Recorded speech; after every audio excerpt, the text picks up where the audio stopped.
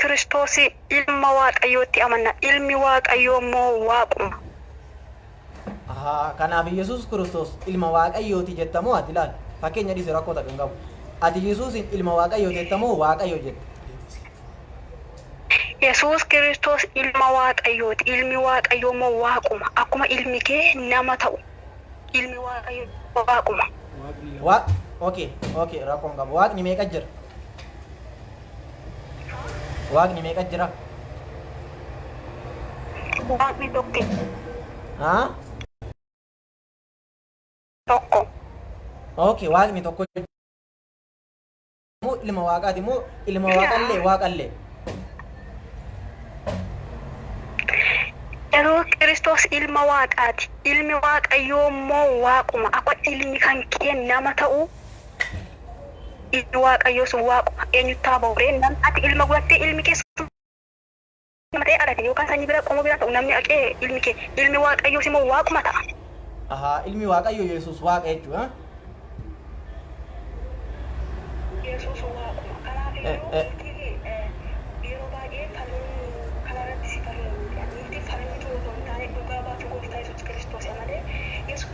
Lakki Yesuus nama. Yesuus akkasii ittiin garuu nuti dhugaa baatu isaati.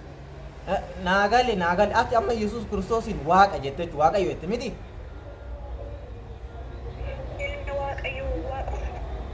Ilmi waaqayyo waaquma. Yesuus kanaafuu waaquma jechuudha. Ilmi namaa namummaa. Ilmi waaqayyoos immoo waaquma. Abbaa isaatti baaka. Eenyutti aboore ilmi akkuma abbaa isaatti baaka. Kanaafuu Yesuus waaqa jechuudha. Jala sadarika jala. Kanaafuu Yesuus waaqa jechuudha miti? Yesuus Kiristoos waaqa. Eshi bareeda. Ragaa naa dhiyeessuu dandeettaa waaqummaa isaa irratti? Fakkeenyaaf ilmi namaa ragaarra hundaa'ee deema. Qooyigaa. Namni ragaarra hundaa'ee deema. Nama falmisiisin kaa ani falmituu miti sitti. Ilaali. Gaaffii kan isii deebisuuf dhufe. Ilaali. Falmituu miti barkuni. Falmiin jedhamu kun. Ati ragaa naa dhiyeessit, ragaa sii dhiyeessa. Falmituu miti kun falmiin jedhamu. Ammallee shakkituu na gochaa jirta ati sii galee. No. Eessa akka ofimaa hin beektani waan ta'eef isin hin shakkitu. Shakkitanii eenyu kun eenyu jettu. Nuti hin shakkina otoo hin taane hin amanna dhugaa baatu isaati malee falmituu miti sii galee naan falmituu. Waan akka sirraa fuudhu. Ilaala falmii jechuufi anamma falmiidhaaf si bilbilemoo dhugaa jiru walii ibsuuf. Ati amma bar kompiira wal bira goonee wangeela irraan amma falmii siin jechuutti hin jiru. Yesuusin waaqayyo eega jette mee ragaa isaa waaqummaa isaa naa ibsi anillee fudhadha itti amanna. Ragaa kun falmiin jedhamu bar. Ragaan isaa Yesuus Kiristoos ilaala waaqa inni ta'uun akkan. Waaqa jenne itti amanne immoo ji'anii kan jennu ji'aniif miti kan agarre waaqummaa isaa agarre. Ragaa naa dhiyeessi jechuun jira ragaa. Waamanne nu jalaa awwaateetu malee ji'anii fi odeessu amma sani. Ji'anii otoo hin taane waan iji koo arge waan ofii koo ofirra malee ji'anii miti kanaaf dhugaa baatu malee nama ji'aniittinis immoo argee odeessu ani nama arge ofirratti argee nama hojii isaa argee na gargaaree rakkoo koo keessatti rakkeeraa na fure. Obboleetti mee qoy dhiifama kaa? Eshi na dhageeffadhu kaa? Kan siin jechaa jiru ati wangeelatti amantaa miti? Wangeelli kun waaqayyo biraa bu'e jettee ni amanta miti? Anillee wangeela san fudhachuudhaaf qophiidha. Kanaafuu wangeela irraa bakka Yesuus Kiristoos ani waaqayyo itti jedhe natti himi siin jechuu jira bara waan biraan jenne. Kanaafuu bakka Yesuus Kiristoos ani waaqayyo wangeela keessaa naa fidi anillee fudhee akkasitti kiristaanummaa fudhaa jechuudha. Kiristaanummaa namni siin jeef hin fudhatiin sii galee ani siin jeef hin fudhatiin amma itti hima kiristaanummaa fudhuu siin jechaan jiru. Yookiin jeeffuu kiristaanummaa qotatee bor namni bayi siin jeef baata. Garuu gooftaa Yesuus Kiristoos yeroo lafarra deddeebi'aa ture ilma namaa jedheetu bartoota isaa barsiisaa ture. Maaliif gooftaa Yesuus Kiristoos gadhuuf deebisa? Hafuura gadhuuf deebisu qaba. Kunuunis maalluun jee gadhuuf deebisa harka waaqayyoon immoo ol qabantu jee. Sii galee otoo ol uf kaasa ta'ee otoo uf bukoofsa ta'ee seexanniyyuu daafii uf tuulummaa isheetiin kan mootummaa. Akkasiin jedhaa roba obboleetti fagoon deemin ila qoy fagoon deemin anaaf si ragaa irratti hundoofne haa deemnu maaliif addunyaan evidensitti ajamti waan ta'eef ragaa irra hundoofne ragaa qofa isin jechuu jira bara nama fakkeenya akkana Yesuus achiin ba'ee lafa bu'ee maal ta'ee addunyaa irra deemee miti Yesuus Kiristoos Waaqayyo jette sirri dheeshi sirraa fudha bakka inni Waaqayyo jedhe wangeela dhageeffadhu qa nabaas yaada nabaas wangeela Maatiyos haa ta'u Luqaas haa ta'u Maarqos haa ta'u Timooteos haa ta'u Qorontos haa ta'u Filiphos hanga mul'ate Yohaannisitti Old Testament and the New Testament kakuu moofaaf haaraa keessatti illee haa ta'u fudhachuuf qophiidhaan bakka Yesuus Kiristoos Waaqa itti jedhe wangeela kana silaa itti amantanii wangeelumarraa naaf ibsisin jedhe bara Quraana keenya hin jenne bara wangeelarraa bakka Yesuus Kiristoos ani Waaqayyo jedhe naaf tanuma takkatti jechuudha bakka inni ani Waaqayyo yaada biraa keessa deeme. Si falmuufillee hin seenne garuu isin agaatti bishaan naqu waggeeffa usittiin yeroo gooftaa Yesuus Kiristoos ilma Waaqayyooti Waaqayyo bira ergame ilma Waaqayyooti yoo isiniin jedhani akkamitti ilma Waaqayyoo ta'a akkamitti ilma Rabbii ta'a jettu ammoo yeroo Yesuus Kiristoos yeroo lafa deddeebi'aa turetti Yesuus Kiristoos ilma namaa ofiin jechaa ture. Eeshi bareeda ragaa isaas hin jedhee baran eesiri dabar akka atitti amantutti nuun amannu bar osoo fakkeenyaaf ati Waaqayyo jedhe anillee Waaqayyoodhe wanti nu falmisiisu hin jiru ani Waaqayyoodhaa ati Waaqayyoodhaa ani nama ergamaa Rabbiiteedhaa tana lamaan jidduudha takka dhugaan yookaa keessan yookaa kiyyasan kiyyaaf kee wal bira dhugaa ta'uu hin danda'u kanaaf ragaa bakka Yesuus Kiristoos ani Waaqayyo jedhe tanoo qofa siin jedhe bara waan biraa siin jedhe yoo ati dadhabde immoo bakka inni ani ergamaa Waaqayyooti inni jedhe ani kudhan sii tarreessa takka lama sadii jedhe bakka inni ani ergamaa Waaqayyooti ani Waaqayyoo miti abbaan na caala bakka inni jedhe sii himuu danda'a kudhan takka lama jedhee kudhan lakkaachuu dandeenya ani amma kudhan sirra hin fedhu bakka takkatti qofa bakka Yesuus ergame abbaa koo biraan ergame kan jedhe anis nan beeka. Eega beete Yesuus Kiristoos abbaa biraa eega ergamuu beete maal godhaa Waaqayyo taanirre wanta isa erge jirachuu bara. Ilmi abbaatti baakaa jaallattus jibbitu ilmi abbaatti baasii galee. Yesuus ilma Waaqayyo jechuudha. Okay ilmi abbaatti baa eshi bareeda ati abbaa ilma sanii amantamoo ilma sanii amanta. Abbaa erge sanii amantamoo ilma ergame sanii amanta. Yoo ilma isaa yoo Yesuusin beekte yoo Yesuusitti amante abbaa isaa beekta. Ayyee. Yoo Yesuusin beekte abbaa isaa beekta. Ambar waan sin jedhaaru baay'ee situ keessa deeme malee jechuudhaan haganayyuu si ciin kun feene beeyta garuu yoo ati barbaadde bakka Yesuus Kiristoos ergamaa itti ta'e ani ergamaadha abbaan na caala aab na caala aabi balxanya all my father is greater than I abbaatu na caala ani humna kootii waa takka hin godhu ani guyyaa qiyaamaa hin beeku bakka inni jedhan si dhiyeessuu danda'a. Yesuus Kiristoos kan inni jedhaa ture addunyaa kanarratti wanta feete yoo fidde waggaa 33 gaafa jiraate ani Waaqayyo hin jenne bakka takkatti illee haga samaawaata ol ba'eedhaallee ani Waaqayyo hin jenne Yesuus Kiristoos ani nama ani ergamaa Rabbiitiidha. Fakkeenyaaf wangeela Yohaannis boqonnaa 17 lakkoofsa 3 yoo ilaalte Waaqayyo tokkicha isa dhugaa laal Waaqayyo tokkicha isa dhugaa Yesuus Kiristoosin isa ati ergites beekuun isaanii jireenya bara. Waaqayyo tokkicha isa dhugaa Waaqayyo tokkicha jira jedhaara nuti Waaqayyo isa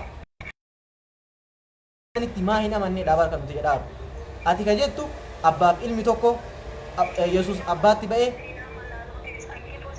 hin amannattis Waaqayyo tokkicha akka jiru hin amanna garuu yeroo kadhannuti maqaa ilma isaatiin isa kadhanna fillee maqaa ilma isaatiin maqaa Yesuusin isa kadhanna maqaa Yesuusin waan kadhanne hundumaa immoo hin arganna. Eshi abbaadha moo ati ilmatti amanta? Yoo ilma isaatti amantee yoo ilmi isaa waan jiru fudhatte abbaa isaa beekta siin hin jee. Eshi kamitti amantati keessaa?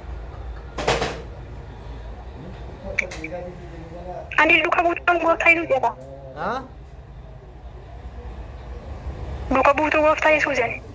Bar nulleen jaalanna obboleetti ilaalaani amma dhugaa yoo sitti mechu Yesuus Kiristoos hin jaalanna muslimni hundi nuuni jaalanna kan nuti jennuun ammoo laala yoo siif fide jechuudha Yesuus Kiristoos nuti ergamaa Rabbiiti kabajamaadha jaallatamaadha jennu isin ammoo ilma Rabbiiti jettan yoo Yesuus Kiristoos ilma Rabbii ta'e addaamillee ilma Rabbiiti maaliif jennaan wangeela Yohaannis irratti gaafa waa'ee uumamuu namaa lakkaan addaam ebeluun ka ebeluuti jedhanii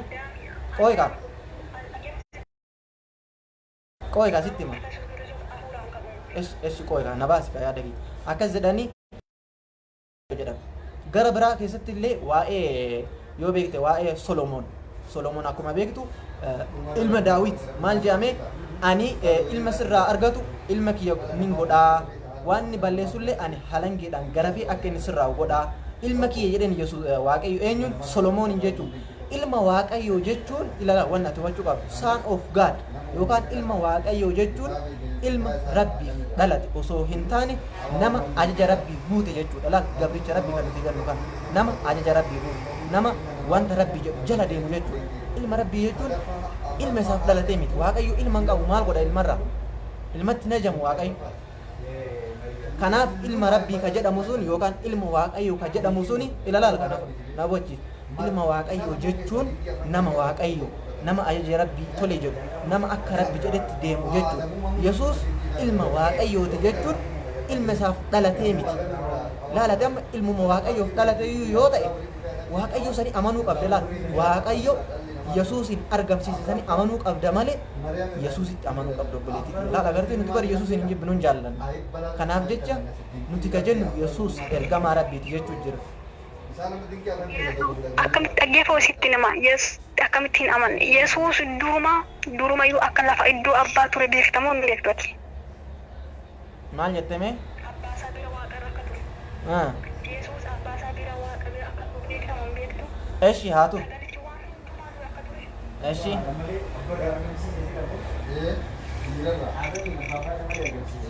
Sagalichi waan hundumaa dura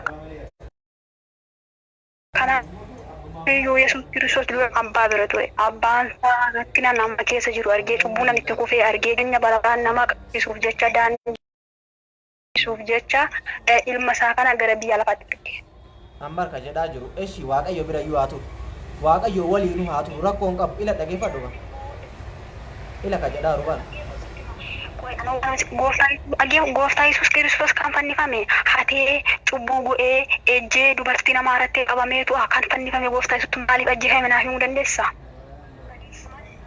Ila bar ajjeefamuu bira dhaqaan jiru Yesuus nama moo Waaqa? Wanti nuti jedhaa rubar simple way dha karaa salphaadhaan ati Waaqa yoo naan jette ragaa ila kun akkana ragaan wangeela Yohaannis yookaan Maarqos yookaan Ximootiyoos waliin bar baay'ee nonoo baay'ee wal bira hedduu miti. Waaqayyo asumatti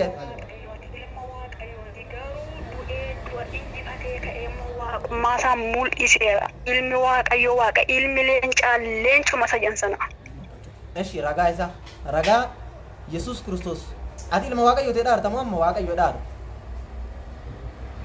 Yesuus Kiristoos ilma Waaqayyooti du'ee du'a moo'ee ka'ee immoo mirga abbaatti ol bahee waaqummaa isaa kanaan amanna ilmi namaa du'ee hin ka'u. Ayyee bareeda ati ka jedhaartu jalqaba irratti maal jette beekta ilmi abbaatti ba'a kanaafuu Yesuus Kiristoos ilma Waaqayyooti jette amma immoo Waaqayyo dhaarta laalama waan tokko irra gadhaabachaa ilma abbaatti ba'e waan ta'eef kanaafiyyuu ilmoon leencaa hadurreen eesh gaafii takka si gaafadhe qoy gaafii takka si gaafadhe eeshi qoy gaafii takka si gaafadhe si gaggeessa abbaa caala moo ilma caala? Maatti? Abbaa caala moo ilma caala? Yesuus ilma Waaqayyooti jette abbaa ba'e jette Waaqayyo ba'e inni kanaafuu Waaqayyo jette abbaa caala moo ilma caala? Kana qofa.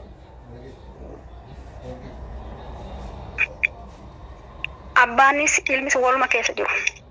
Tokko waliin caalanii?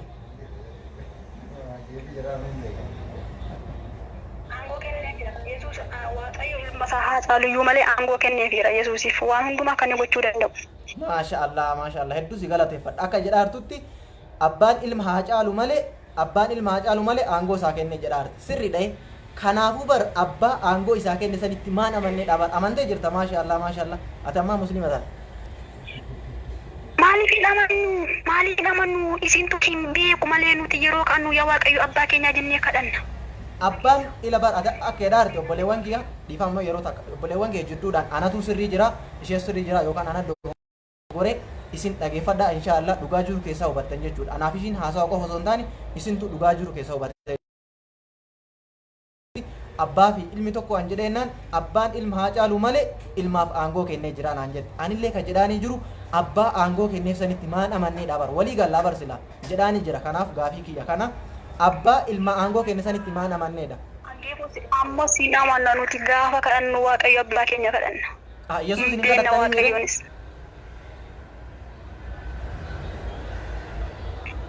yeroo kadhannu yaa waaqayyo abbaa keenya maqaa ilma kee gooftaa yesuusin jennee kadhanna walii gallee jirra kanaafu abbaan yesuus inni caalaa jechuudha miti ree maaliif hin caallee galatoomni baay'ee si galateeffadha inshaallah galata guddaa qabdaa yeroo biraatti illee hin badini abbaan akka yesuus hin caalu dhagaa jirtanii obboleewwan kiyya gurra keessaniin dhagaa jirtanii galatoomii dhugaa nu himuu keetiif nullee ka jedha abbaan ilma caalaa kanaafu abbaa sanitti amannaa jedhaarra abbaan sun eenyuun jennaan the creator the biggest the hero the knower ka hunda uume ka yesuusin illee uume nuti isatti amannaa kanaafu abbaa yesuusin uume sanitti amanaa isiniin jenna jechuudha kanaafu galatoomi abbaan ilma caaluu himuu keetiif si galateeffadha obboleewwan kiyya inshaallah akkuma argaa jirtanitti akkuma dhagaa jirtanitti gaafiif deebii gooneen obboleettiin keenya tun kiristaana asumatti ilmeetti asumatti waaqeetti kanaafu abbaan akka ilma caalu himtee jirti jechuudha inshaallah ni irraa hello islaama moo kiristaanati jalqaba irratti eeshi ammaaf sagantaan keessanii miti dhiifama eeshi booda irratti sagantaa isinii kenna na hordofii achi booda sagantaa gaafii isinii godha obboleewwan kiyya maaliif ilaalaa hubadhaa obboleewwan kiyya nuti ilaali puubiliik irratti haasofna as baanee fuuldura namaatti haasofna malee dhokannee yookaan immoo ganda keessa deemnee bakka namni naawuleejii hin qabnetti bakka namni beekumsa hin qabnetti naman sabbabnu zayitiidhaan naman sabbabnu sukkaaraan naman sabbabnu kanaaf wanta dhugaa jiru argaa jirtanii abbaan ilma caala jedhaarti nullee kan jedhaaru abbaa ilma caalu sanitti amanaa isaaniin jedhaara dhugaa dubbatte maasha Allah rabbiin dhugaa afaanii buuse isin ummanni kiristaanaa fi islaamaallee gadi qabaa xiinxallaa hello hello وعليكم السلام ورحمة الله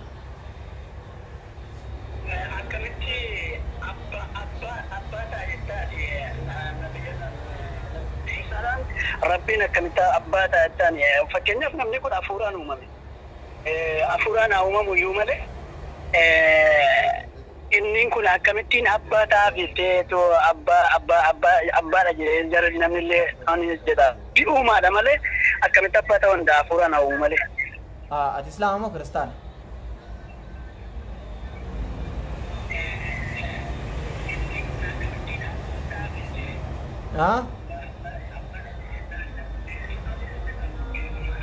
hello gaafii obboleessa keenya hubachuu hin dandeenye islaama ta'e kiristaana ta'e hin beeku ammaaf gaafiin ka obboleewwan keenya kiristaanaati obboleewwan kiyya hubadha gaafiin ka obboleewwan keenya kiristaanaati kanaafu obboleessi keenya kun kiristaana ta'e islaama ta'e hin beeku obsuun gaariidha kanaafu sarraa fuudhaa yoo islaama ta'e sagantaan ijoollee islaamaa ganaadha obsaa gasi dhumarra isin irraa fuudhee yaada naaf qabdan naa ibsitanii akkasi goolaman inshallah hello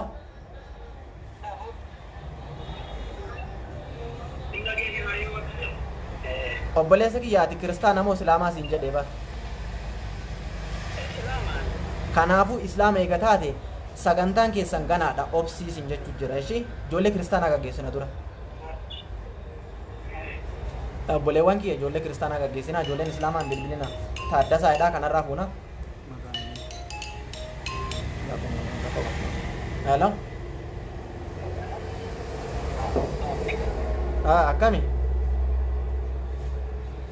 Nagaa. Jirtu. Alhamdulillah. Muslima moo kiristaana? Ani kiristaana. Okay, bareeda. Si dhiyeessuu barbaade. Hin danda'ama sirriitti si qeebala. Waa'ee gooftaa Yesuus Kiristooti. Gooftaa Yesuus Kiristooti osoo itti amanuu hin taane nuti akkuma isin ergamaa Rabbi Muhammad itti amantan nuti illee Yesuus Kiristoos itti amannee hordofna malee karaa irra deemu hordofna malee. abbaan namni kan isa ergee akkuma ergamaa rabbi waaqni isa ergee inni ilma waaqaati waan ta'eef isa deeggarra malee nuti rabbi jedhaman otoo hin taane isatti ni amanna garuu karaa naamu akkuma isin nabii Muhammad jettanii Muhammaditti amantan nuti illee isatti amanna. Hedduu galatoomi yaadni kee bareeda. Ati Yesuus Kiristoos ergamaadha waaqayyootu isa ergee jettee amanta jechuudha. Galatoomi guddaa nullee kan jedhaaru kanuma bara kan jedhaaru nuti Yesuus Kiristoos ergamaa rabbiiti kabajamaadha jaallatamaadha. Kanaaf Yesuus Kiristoosin waaqayyo hin jedhinaanii waaqayyo kan wanta hundumaa uume san kan hin nyaanne kan hin dhugne sani malee Yesuus nama jedhaa jirra. Ati immoo akka nuuf ibsartutti ergamaa rabbiitiin nuuf jedhaarta. Kanaafuu ka ergamaa rabbii ka ta'uu dhugoomsu kiristaanota osoo hin taane islaamaa jechuudha. Maaliif jennaan nuti nabi Isaa nabiyyi rabbii kabajamaa jaallatamaa rabbiin biratti ulfaataa jennee amanna. Yesuus obboleewwan keenya immoo tokko tokko waaqayyoodhaan tokko tokko ilma waaqayyootii jedhan. Kanaaf ati akka yaada kee na ibsaa jirtutti ergamaa rabbiitiin naan jedhaa. Fakkeenyaaf amma akka isin Muhammadiin kabajanitti nutilleen waaqayyo Yesuus Kiristoos jechuudha ilma rabbii inni kabajnaa karaa inni nu ajajarranii adeemna. Kanaaf maqaa isaatiin waaqa ni kadhanna waan ta'eef wanni kun badii maalii qabaa akka maal ta'e amantaan keenya kun amantaa musliimaatiin amantaa keessanii maal wal caaleetii akkanatti gaafii kana dhiyeessuu dandeessu jirra. Ashi gaafii bareeda akka inni jedhetti obboleessi keenya kun wanta ajaa'ibaa dubbachuu jira obboleewwan kiyya akka inni jedhaa jirutti Yesuus Kiristoos nullee ergamaa rabbiiti jennee amannaa waaqayyootu isa erge jennee amannaa wanta inni jedhu jala deemnaa akkuma isin nabi Muhammadiin jala deemtanitti nutillee jala deemnaa nun jedhe wanti nuti jennuun nuti nabi Muhammadiin qofa jala hin deemnu Yesuusin jalallee ni deemnu Musee jalallee ni deemnu Abrahaam jalallee ni deemna maal jennaan quraanni keenya gaafa nutti himu nabiyyoota rabbiin ergee 124 ergamtoota rabbii 313 tokkollee osoo addaan hin baasin akka nuti itti amanuu qabnu nu ajaja quraanni jechuudha. Fakkeenyaaf Yesuus Kiristoos wanta inni jedhe jala hin deemnu ni hordofna hin jibbinu bar nuti ni jaalanna. Namni Yesuus Kiristoositti hin amanne nu biratti islaamaa miti. Siigalee namni Yesuus Kiristoos ergamaa rabbiiti jedhee itti hin amanne Yesuus Kiristoos namni xiqqeesse nu biratti islaamaa miti. Goomsuu qabda kana. Nuti ka jedhaaru akkuma nuti Yesuus Kiristoos amannutti Muhammaditti illee ni amanna Yesuus Kiristoositti illee ni amanna. Hidaayaa namaatiif yookaan immoo sababa isaaniitiif yeroo isaan ilmi namaa kun dukkana keessatti kufetti isaan daandii ta'anii ilmi namaa kun akka dukkana keessatti hin kufneef akka karaa jannataa san ittiin dhaqaniif karaa tolchaafi turanii ilma namaatiif. Kanaafuu Yesuus Kiristoositti nuti ni amannaa obboleewwan keenya kiristaanaa immoo isaan rabbi yookaan immoo ilma rabbiiti jedhanii garaagarummaan keenya kana malee nuti Yesuusin jala deemuu dhabuu miti. Hin jaallanna jala deemna ni hordofna. Akkasitti fudhachuun qabdu akka waan nuti Yesuusin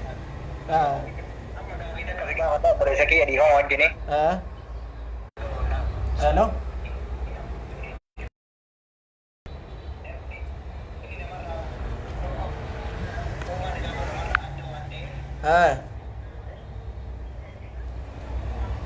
uumaan isaatu namarraa adda waan ta'eef kanaaf Yesuus Kiristoos akka waaqaatti ilaallaa garuu waaqarra caalchifnee kan hojjatti amaluu nuti maqaa kanaaf akkasitti waa Yesuus Kiristoos kan hordofnu akkuma isin ergamaa rabbii hordoftanii amma fakkeenyaaf nabi Muhammad jira inni hanga yoonaa hin jira kanaaf waan kana keessatti caalmaa kana keessatti maal akkamitti ilaaluu obboleessi keenya gaafii ajaa'ibaa na gaafachuu jira obboleewwan kiyya akki nuun jedhe Yesuus Kiristoos uumaan isaa addaa inni akka namaatti hin dhalanne hafuura qulqulluun dhalatee namni kamiyyuu abbaa fi haadha irraa dhalatee kanaafuu uumaan isaa kun addaa nama ajaa'ibaa kanaafuu akkamitti ilaaltanii nuun jechuu jirtaa miti.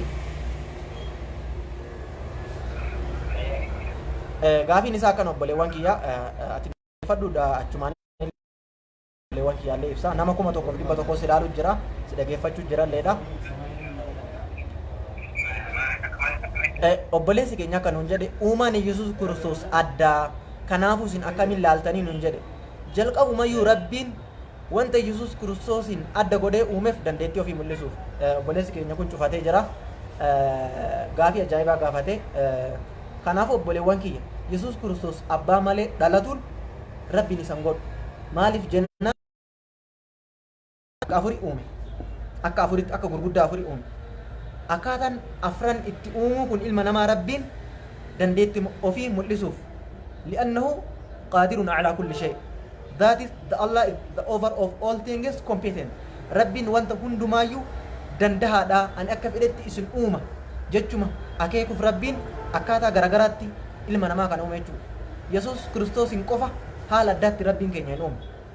Aadaamin Rabbiin abbaa fi haadha malee biyyoorraa uume.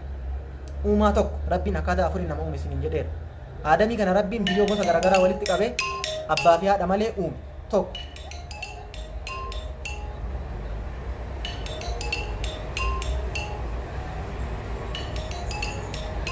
Keessa taa'u buleewwan kee nama bilbile.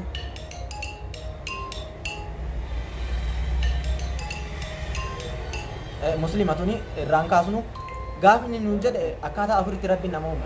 Yesuus Kiristoos Aadamiin Rabbiin abbaa fi haadha malee uume. Tokko. Lammaffaa Hawwaa ka haadha hin qabne cinaacha Aadamirraa uume. Lama. Sadaffaa Yesuus Kiristoos ammoo ka abbaa hin qabne Maryamarraa hafuura Jibriilirraa ta'een uume. Afraffaa ammoo nu abbaa fi haadharraa nu uume jechuudha. Idan ka obboleewwan keenya kiristaanaa Yesuus Kiristoosin uumaa akka addaa godhanii ilaaluun maaliif barbaachisa? Rabbiinu isa qofa akka addaatti hin uumne. Aadamiin iyyuu abbaa fi haadha malee biyyoorraa uume miti maa. Hawwaallee haadha malee cinaacha Aadamirraa uume. Kunillee uumaa addaati. Yesuusin immoo abbaa malee haadharraa uume. Nu ammootu nu abbaa fi haadharraa nu uume. Maal akeeka kun hundinuu Rabbiin ani danda'a akka fedhetti isin uumuu danda'a jechuudha. Gaafa abbaa malee haadharraa dhalachuun yoo Rabbiin nama goote Aadamillee Rabbii jechuudha. Maaliif Aadam Rabbii Yesuus hin caaluyyuu. Sababni isaas abbaan qabu haadhaan qabu biyyoorraa uumame waan ta'eef. Rabbiin wanti Yesuusin akkasi uumeef dandeettii ofii mul'isuuf yookaan ani danda'aadha wanta hundarratti gochuu mul'isuuf. Akkasumallee Rabbiin maleekaayyuu ifaarraa uume. Ibliisinallee ibiddarraa uume jechuudha. Rabbiin akkaataa hedduutti nama uume.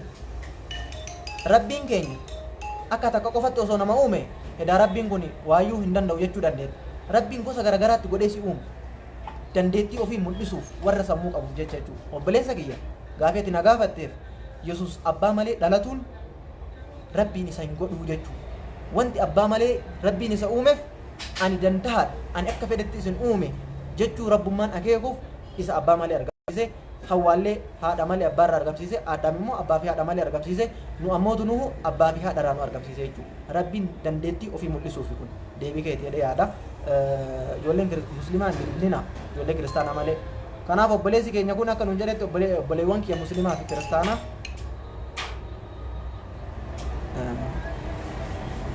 hello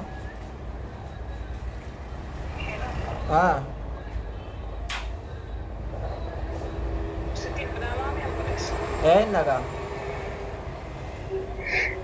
galatami waan bilbila naa kaastee fi dhiifama hin argine malee nin kaasa ture. Tole gaaffii Yesuus waaqamoo nama kan jedhu irratti ture kan laayivii galtee taphachaa turte. Yesuus nama osoo hin taane ergamaa Rabbiiti. Yeroo namoonni baay'een sammuu dhiphateetii yaanna. Ergamaa Rabbii jechuun akka kaddaamaan tokko maadaamiidhaaf ergamtu miti. Yookiinis immoo namni foonii akka nama fooniidhaaf ergamu miti. Ergamaa Rabbiiti yoo jennu jechuudha. Macaafa Yohaannis qonnaa 10 keessatti yoo dhaqxee dubbiste kan maqaa koodhaatiin kadhatan hundumayyuu ni argattudha. Kana jechuun Waaqayyo siitiin daayirektii si argata otoo hin taane karaa Gooftaa Yesuus si beeka jechuudha. Bara kakuu keessatti yeroo osoo Gooftaa Yesuus dhalatiin dura namoonni cubbuu waan hojjetanii fi namoota sana dhaloonni sun wanta Rabbiif ajajamuu didanii Rabbi maal godhe yookiin Waaqayyo maal godhe bishaan badisaa lakkiseetu dhaloota sana erga Nooyin sagaleen qulqulleessa isinitti dhaga'amaa jira yoo ta'e natti hima. Sirrii si dhaga'amaa jira namni si dhageeffachaa jirullee nama 1,000. Tole kanaafuu maal jedha macaafa Yohaannis boqonnaa 3 lakkoofsa 36 yoo dhaqxee dubbiste Waaqayyoodha. Biyya lafa waan jaalatuuf tokkicha ilma isaa dabarsee kennedha. Waaqayyo tokkicha ilma isaa dabarsee yoo jedhu tokkicha ilma isaa jechuun Gooftaa Yesuus Kiristoos ilmoon leencaalleen ilmoon hoolumadha malee wanna biraa alatiin dura ergamaan rabbi biraa yookiin Mikaa'el Gabriel wanneen jedhaman kun ergamaan kun gara durbee Maariyaam dhaqee ati hafuura qulqulluudhaan guutamte mucaa ilmaa ni deessa Amaanu'el jette yookiin immoo fayyisa biyya lafaa ni jetta jedhee ergamaan Maariyaamitti dubbateetidha. Durbi dingaan akkamittiin da'uu dandeessi ani ko dhiiran beeku yeroo shan jettee ergama sanaadhaaf deebistu innis akkas jedhe ati hafuura qulqulluudhaan guutamteeti keessa jedheetti dubbate fooniin dhalate osoo hin taane ufaan dhalate ko keessatti yoo dhaqxee dubbistu jechuudha. Ati amma dhiifama guddaa wajji waan asiin jedhu ka amma Waaqayyo tokkicha ilma isaa waan jaallatuuf jecha Waaqayyo biyya lafaa waan jaallatuuf jecha tokkicha ilma isaa biyya lafaatiif dabarsee kenna kaateettu kun asaytiin akka yaadutti wangeela Yohaannis boqonnaa 3:16 miti. Boqonnaa 3:16 ni beekaa itti fufeessi. Yohaannis akkamittiin Yesuus foon uffatee akkamittiin kan durbee Maariyaam dhalate yoo jechuu barbaadde gaaffii sitti ta'e immoo macaafa Yohaannis boqonnaa 1 irratti sagalichi jalqaba waan hundumaa dura turedha. Sagalichis Waaqayyo ture. Waaqayyo bira ture. Sagalichi ofii isaatiiyyuu eenyu ture? Waaqayyo bira ture jechuudha. Ammallee hafuura qulqulluu warreen jedhan kan adda baastee beekumsa jiraata. Namni akka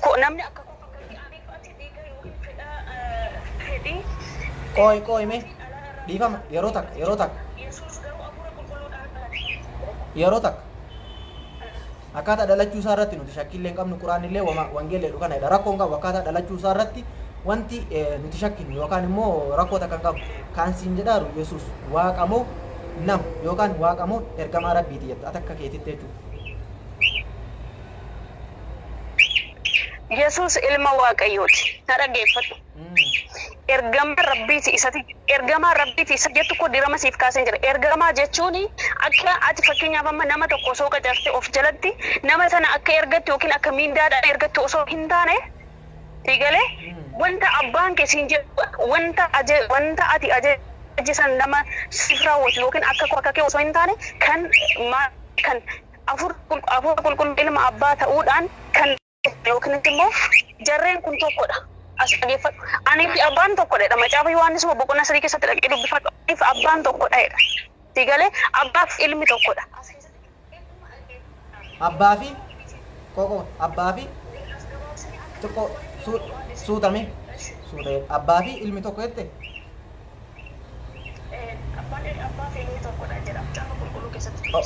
Okay. Obsiga. Gaafii si gaafachaa deemaa naa deebisaa deemte. Akka obboleewwan keenya galuutti illee. Tole nagaa. Abbaa fi ilmi tokko miti garaagarummaan qaban.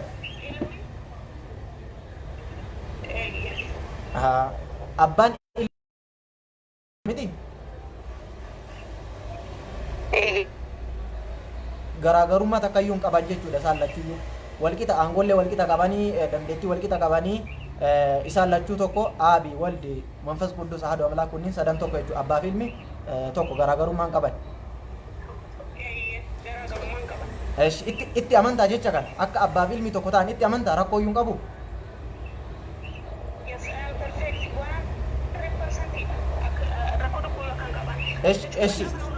Isa paastarii fi nabiyyiin isa minaamin jedhu isa lallabdoonni akka namni akka qofa akka keetii jedhu osoo hin taane isa macaafni qulqulluu jedhu na hordofa.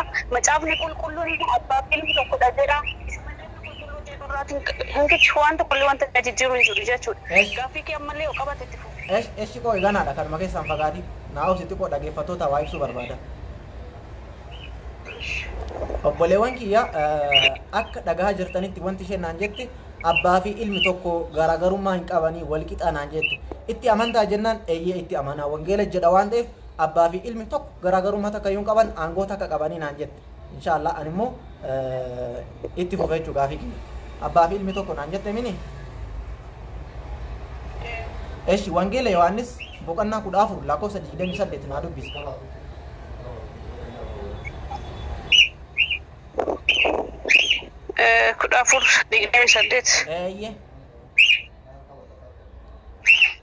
amma ida as dhaggeeffa amma nan adeema deebi'ees isin bira nan dhufa jedhe akkan isiniin jedhu dhageessanii otuu na jaallatu taatanidha waanan gara abbaa dhaquuf hin gammaddu turtan abbaan ana caala'oo jedha. Qoy ka obsi abbaan na caalaa ilaaleen reefu tanama abbaan na caala my father is greater than I abbaan na caalaa ka jedhaa jiru anaa miti si'ii miti Phaawulosii miti wangeela keessaa saddeet irratti abbaan na caalaa sin jechuu jedhe ibsatti kenneshi abbaan na caalaadha ati reefu tokko dha arga ibsa sifan kenna ammas baga gaafatti abbaan na caalaa yoo jedhu eenyutu ergeen kan qaamaan yookiin akka nuffatee karaa durbee Maariyaam dhalatu eenyutu ergeen Yesuusin waaqayyo abbaa dhamtiire waaqayyo abbaadhe akkasitti akka wanta biyya lafaa jaallatuudha waaqayyo tokkicha ilma kan dabarse biyya lafaadhaaf kan Kristos ajaja waaqayyo guuruudhaaf biyya lafaa foon dhuffate akka keetitti akka aniifate biyya lafaa deddeebi'aa jirutti akka atiin dhalate jechuudha. Akkaataan itti dhalate immoo yaada waaqayyo guutuudhaafidha jechuudha. Kanaaf iyyuu ajaja waaqayyo ajaja abbaan isaanii bara kakuma keessatti barreeffamanii jiran keessatti akka Yesuus Kristos Afurri qulqulluun ibsa ture. Eenyutu ibsaa ture? Waaqayyotu ibsaa ture. Kanaafuu dura yookiinis immoo yeroo qaamaan deddeebi'aa turte yeroon namoota barsiisaa ture. Dubartoota hedduu biyya lafaarratti barsiisaa ture. Abbaan ana caalaa jedhee dubbateera. Abbaan ana caalaa jedhu isa ergatu caala. Ajaja waaqayyo guutuun ajaja abba guutuun dhufanii jedheera moo? Eshi reefu tanahoo tokko maaliif jettere abbaa fi ilmi tokko jechuu jirtaa bar amma immoo dammoo abbaan na caala Yesuus jedhe ati immoo bar rakkoon guddaan maal inni beektaa obboleettii tiyya kai jedhaa jiru Yesuus abbaan na caala jedhe isin immoo lakkii tokko jettaniin reefu matana osoo an ragaa kana dubbisi jedhee sitti nageekin dura tokko itti amantaa jennaan yaa perfectly dhibbaan dhibbatti itti amananaan jedhe ragaan immoo Yesuus akki jedhaarutti abbaan na caalaa jedhe na caala jechuun bar dhumate na caala Yesuus abbaan isa caala nullee ka jedhaaru abbaan Yesuus ni caala abbaa Yesuus caalu sanatti maa hin amannee dhaabata ati immoo tokko akkamit jette osoo Yesuus na caala jedhu yoo ati bar Yesuus na caala jette wanti wangeelli jedhu faallesite jechuudha sababni isaas Yesuus abbaan na caaledha ati immoo tokko jedhaa jirta kanaaf jecha Yesuus kana maa hin fudhannee dhaaba inni na caala jedha isin immoo tokko jettan abba na caala isa jedhu irratti yaada faalle yookiin immoo wanta na falmaa jirtutti dhaafi qabachuu hin qabu sababiin isaas na caala garuu jedhu ajaja abbaa isaa guutuu dhufe mitiire biyya lafaarra for example your father abbaan kee wanta si ajaju yookiin immoo abbaan kee umuriidhaan siin gadi miti siin oliidha mitiire yaada abbaa keetiin guutaa mitiire abbaan Yesuus inni caalaa miti qoqon walii gal hin caalaa mire abbaan qoy abbaan Yesuus inni caalaa mitiire amma walii gal reefu immoo abbaa fi Yesuus tokko naan jedhaa laala obboleewwan kiyya reefu abbaa fi Yesuus tokko amma immoo abbaan Yesuus ni caalaa jennaan eenaan jedha abbaa Yesuus caalu sanitti maan amanne reesin jechuu jirra barammanuti eenyu as dhaggeeffadhu baabba wal በመንፈስ ቅዱስ አባ ilma hafuura qulqulluu sadda waaqa tokko barkan nutis kana jechuun waaqayyooti waaqa kana sitti hin fakkaatin waaqayyooti wanta hin sagansitti fakkaatin macaafa Yohaanis boqonnaa 5 lakkoofsa 20 irra dhaqinaa dubbisi yoo macaafni yoo si bira jiraate anillee siif dubbisuu nan danda'a jechuudha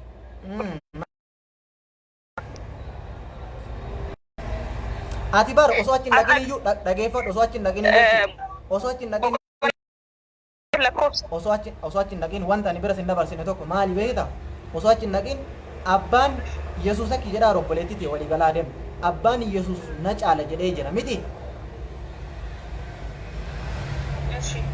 ni fudhatamoo hin fudhattu akka abbaan Yesuus hin caalu hin fudhatamoo hin fudhattu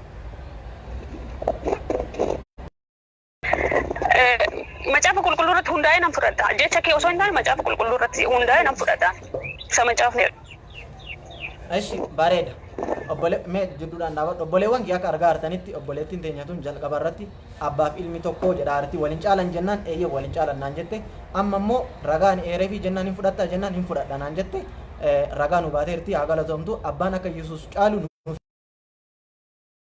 abbaan Yesuus inni caalaa aabi waldi manfas quddus wanti dhamsun wanta sammuu keessa lafa kaayaa jennaan maaliif hin jiru wangeelar aabi waldi manfas quddus ahadu amlaak wanda dhamu hin jiru wangeelarra nagarre bakka takkatti illee abbaaf ilmi akka tokko hin taane Yesuus Kiristoosii fi abbaan qabu yoo xiqqaate ragaa shanii ol si era obboleettiti atillee nu amantee jirta waan ta'eef galatoom kanaafuu abbaa Yesuus erge san abbaa wanta hundumarra danda'a ta'e sanitti maa hin amannee jechuu jirra nuti amma gaafiin keenya yeroo hedduu kana malee nuti Yesuus hin jibbinu. እሺ አመለ ገለቶሜ በቃ መጫፍነ ጀዱ ሰንሲፍን ዱብሳ አመለና አለፈዱ በቃ አስረገፈዱ መጫፍ ዮሐንስ ቦደለ ዱብቱኒ እንደ ሳዮ ስብረጅራት ለዱብሱኒ ዳንስ መጫፍ ዮሐንስ በቆና ሸለቆሳ ድግደማ ኦኬ አስረገፈዱ ኮርስ ድግደማ ተክሲፍን ዱብሳ አባን ኦኬ ከሰናባቴ ዋንተ ሲፋ ያም ሆኖ ኔትወርክ ደቤራ ዋንተ ኔትወርክ ከሰናባቴ እሺ ዋን ብራንስ ከልካ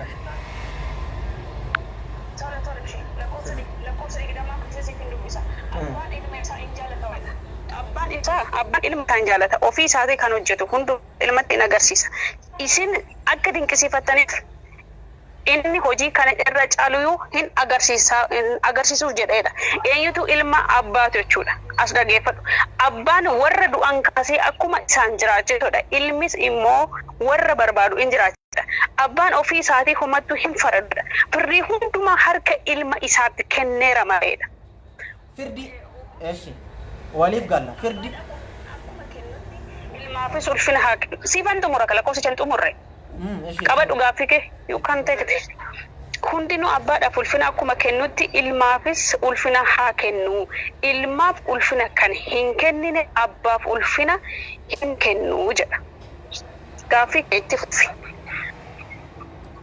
eeshi sirriidha aangoo hunda dabarsee abbaa ilmatti ni kenna jechuun rabbiin wanta dalagu yookaan immoo wanta ofii fedhe nabiyyi jechuun jalqaba iyyuu maal jechuudha wanti isin hin galle tokko jira beektaa isin uummanni kiristaana nabiyyi jechuun iyyuu ajaja rabbii warroota geessan jechuudha nabiyyi jechuun Muusee ta'e Abrahaam ta'e Yisaaqin ta'e warroota ajaja rabbii geessan jechuudha rabbiin wanta dalaguu fedhe hundayyuu warroota itti himu jechuudha ela qoyga siif ibsaa qoyga siif ibsaa qoyga nabiyyi jechuun jalqaba yoo obboleewwan kiyya fakkeenyaaf amma Muuseen gaafa uummanni Israa'eloota waggaa 420 biyya Gibxi keessatti koloneeffatamanii turanitti Waaqayyo gadi bu'ee uummata san gabrummaa keessaan ba'an Muusee ergee fi Muuseen rabbi Waaqayyo maal jedheen ulee keetiin akkana godhi ulee kee ol fuudhi ulee kee biyya Gibxi irratti akkana godhi ani muujizaa akkana yookaan dinqii akkana nan agarsiisa ati booda akkana godhi Israa'eloota fuudhi akkana godhi jedhee Waaqayyo itti himaa ture maaliif wanta Waaqayyo jedhuun sana Muuseen qoyga na tumursiisika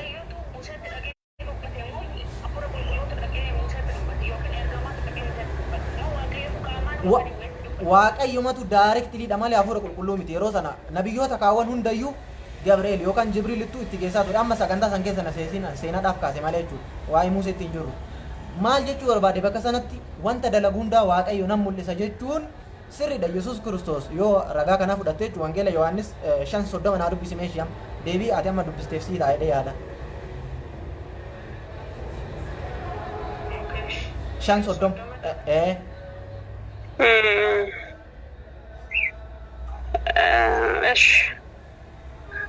Yesuusitti dabaleedha ani humna kootti homaa gochuu hin danda'edha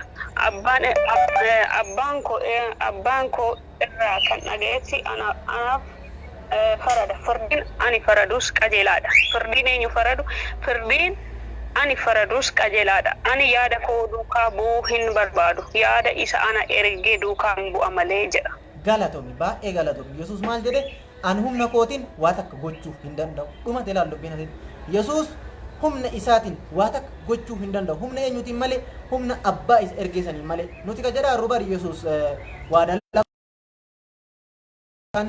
dalaguu hin danda'u miti Yesuus dinqii hedduu dalagee jira nama du'eeyyuu kaasee jira wangeela Yohaannis 11 irratti yoo ilaalte Alaazaariin isa du'ee qabrii jiru kaasee jira garuu dandeettii eenyuutiin dandeettii abbaa isa ergee sanaan deebiin kana Yohaannis 5:30 ragaa guddaadha. Ani humna kootiin waa takka gochuu hin danda'u jedhe.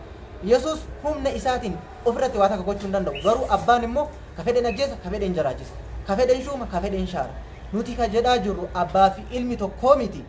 Yesuusii fi aabiin tokkoo miti. Isin tokko hin jedhinaati. Aabii sanitti amanaa isin hin jedhaa bara. Aabii isa Yesuusin erge sanitti. Yesuus iyyuu ragaa ba'e an humna ofiiti. As dhaggeeffatu abbaatti eenyutu hin sagadu? Abbaatti eenyutu hin sagadu? Meenatti ani bara amantaan koo ortodoksii osoo hin taane pheenxeedha. Ortodoksiinis immoo osuma jiraates immoo innis waaqayyotti hin amani jechuudha. Ani pheenxeedha. Eenyutti itti amana? Macaafa yoo si bira jiraatee fi macaafa Galaatiyaa irra deeminaa dubbisi. Yoo si bira jiraate. Ambar ka jedhe aabitti maan amanne dhabar maal godhafa godhe aabitti maan amanne aabii Yesuus hin caalu san gaafii kiyya qara ofirraa deemu. Kan nuyi sagadu eenyutti? Waaqayyo maaf jenna? Iyyuu maaliif waaqayyo dubbanna? Yesuus gooftaadha, waaqayyo immoo waaqadha jechuudha. Yesuus ila kanas ta'e sanas samiin gadi galagalees dacheen kun immoo osoo faallaa ta'e argame jechuudha. Yesuus gooftummaan isaa hin jijjiiramu. Yesuus gooftaadha, waaqni waaqadha, namni immoo namumadha. Kanaafuu Yesuus waaqa miti jechuudha. Miti ree walii galaa deemna. Yesuus ilma waaqayyoodha. As dhaggeeffadhu. Yesuus ilma Lakosta kodaati jalqabe sagaleen maatures dalichi waaqayyo bira ture sagalee Yesuus ilma waaqayyooti malee waaqayyo miti miire maal jette Yesuus ilma waaqayyooti malee waaqayyo miti mi ilma waaqayyooti la hojiin saa ila as dhaggeeffadhu Yesuus ilma waaqayyooti obboleessa si falmaan jira osoo hin taane Yesuus ilma waaqayyooti waaqayyo immoo akkuma sitti mee እና ወልድ መንፈስ ቅዱስ እነዚህ በስራ አንድ ናቸው አንድ አካል ናቸው በርባዴ መጽሐፈ ሳኬሰት አመ ያደዋንን ቀበኔት ማለ ጀቹ ኢየሱስ አቲ ቆይ ኤሌላ አሳ ሄዱ ኤላ ቆይ ዋን ቆይ ጋ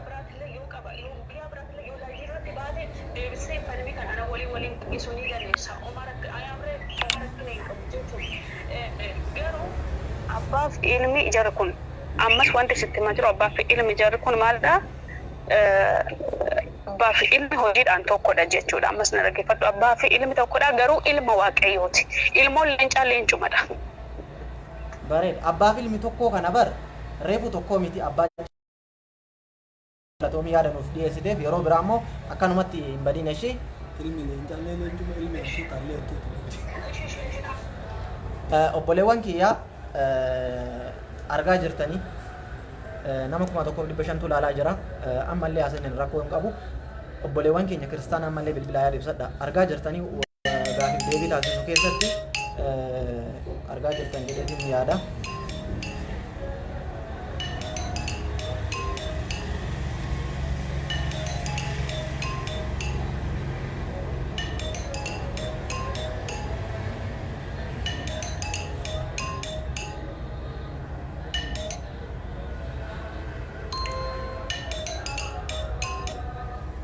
hello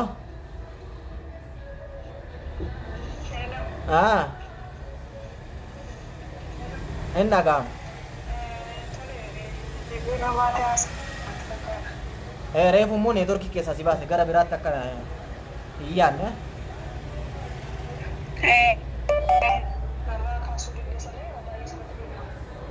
biiziidha malee ansirraa kaasuu hin dinne eshi itti fufi gaafii kee yookaan immoo yaada kee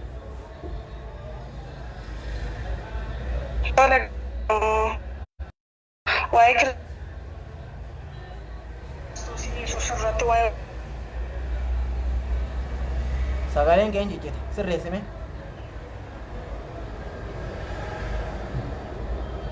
hello obboleettiin deenya dhageessisu sagaleen isee neetworkii isheetiin fakkaate kanaafuu obboleewwan kiyya akka dhagaa hartanitti ani dubbachuudha obboleewwan keenya kiristaanallee haa dubbatan rakkoon qabu waan isaanitti fakkaate haasa'an anillee waan natti fakkaate hin haasa'a isin immoo ka xiinxallu isin ka dhugaa keessaa fudhatu isin jechuu rakkoo takkayyuu hin qabu maaliif haasa'u jira isaanillee waan itti fakkaatan argaa jirtanii asumatti aabi walde tokko jedhan asumatti abbaaf ilmi tokko naan jette mee obboleetti teenya tanarraa subhaanallah kaluu jiran garuu immoo barumsa guddaa ittiin qaban maaliif jennaaniin akkuma isin argaa jirtanitti abbaa fi islaama bilbilaara kana abbaa fi ilmi maal inni jennaan tokko naan jette tokko jennaan naan jette ofitti amantaa jennaan ofitti amanaa naan jette garaagarummaan qaban naan jette hayyee Yohaannis hin dhaqi dubbisi gaafan jedhuun immoo akka isaan tokko hin taane isaan sadan tokko hin taane akka abbaan ilma caalu hubate maaliif akkana ree jennaaniin abbaan ilma caalaa naan jette laala asumatti tokko jetti abbaa fi ilmi tokko jetti asumatti immoo abbaan ilma caalaa nuun jette nuti kan jedhaa jirru abbaa ilma caalu sana aabii sana kan wanta hundumaa caalisanitti maan amanne abbaan sun Allah yookaan immoo uumaa wanta hundaa akka ta'esan jechuudha Yesuus ergamaadha dhas borus akkuma ragaa irratti isin dhagaa jirtan obboleewwan keenya akka dhaaranitti Yesuus uumaa miti Yesuus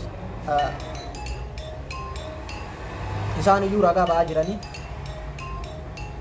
ijoolleen muslimaa hin bilbilina ijoolleen muslimaa hin bilbilina isinitti himuu jiran fakkaate masarat tun bilbiltee turte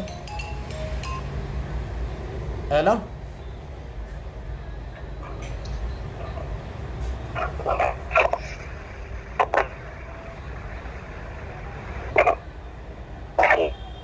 hello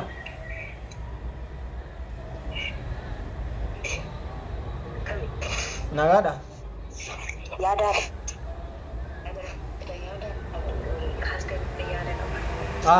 yaada ke dia fadora ko ngam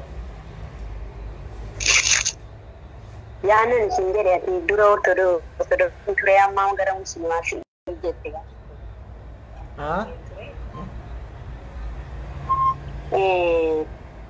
waaqa abbaa ilmaa waaqa abbaa fatimaa namantanii jette midha walitti falmaata miti waaqa abbaa jechuun Kiristoos Yesuus jechuun waaqa abbaa kan ittiin karaa itti waaqayyoo abbaan guutummaa isaa ittiin garaatti mul'atedha malee abbaan isuma keessa jira afurri qulqulluun isuma keessa jira isaan sadanuu iddoo tokkotti waaqa tokko. Mee maal jette Yesuus maal inni jetteme?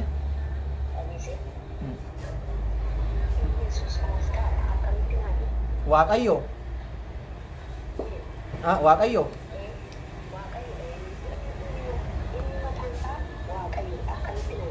Akkamitti siin hin jedhu ragaa siin jedha malee.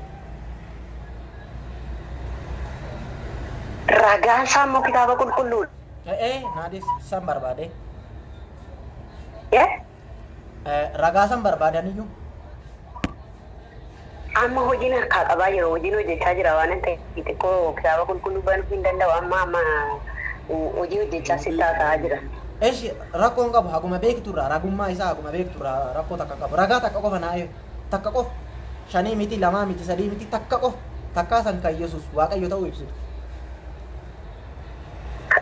Yesuus waaqayyo ta'uu kan ibsimu jalqaba sagalee tureedha.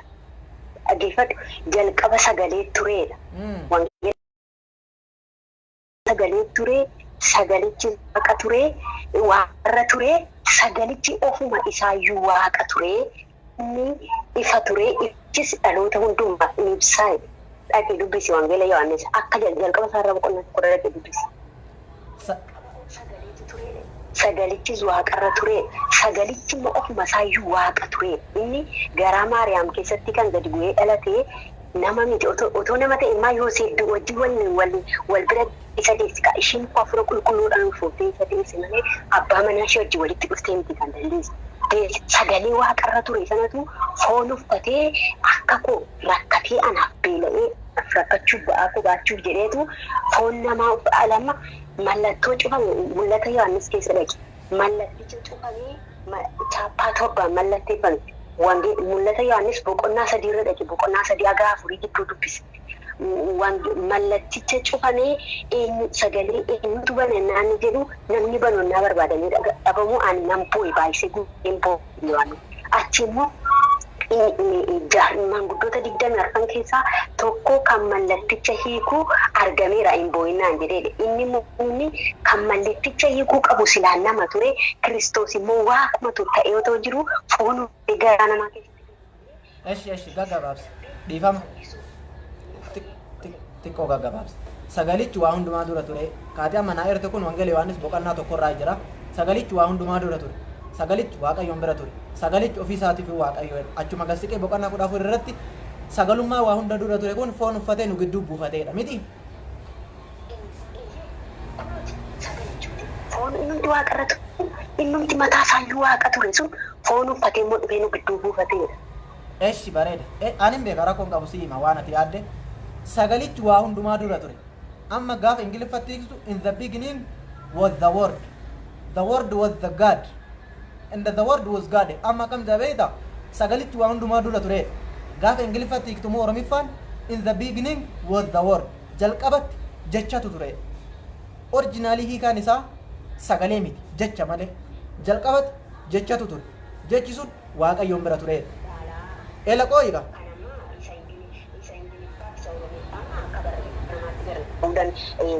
akka sanni itti katabetti yoo ta'e malee inni akka asirratti immoo akka kana jedha. Eshi rakkoon qabu. Kanaafuu sagalichi sun waaqayyo jechuudha. Sagalichi foon uffate sun Yesuus jechuudha miti. Ma edde du'e immoo akkamitti kaaree sun nama ta'e. Eshi obsi amma. Akkana jedha laala Maatiyos boqonnaa 11 lakkoofsa boqonnaa 21 lakkoofsa 11 irra maal jedha beekta? Raajii jedhameera akkam jettareeta? Raajii Yesuus nama Naazreet jedhameera. Raajii nama Naazreet. Haa?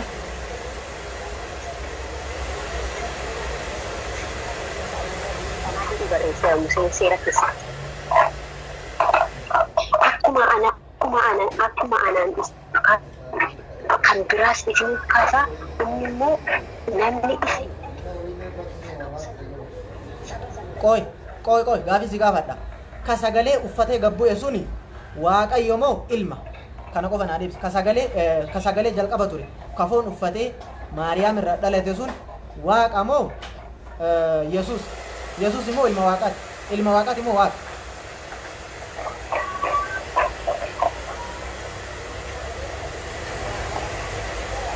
Eshi turi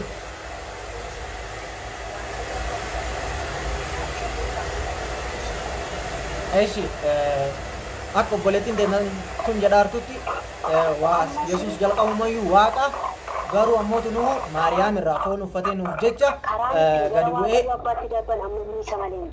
qoyiga gadi bu'ee mul'atee nuun jette akka jedhaartutti ka gabbu'ee mul'ate sun Yesuusii waaqa garuu foon uffatee nama ta'ee nuun jette.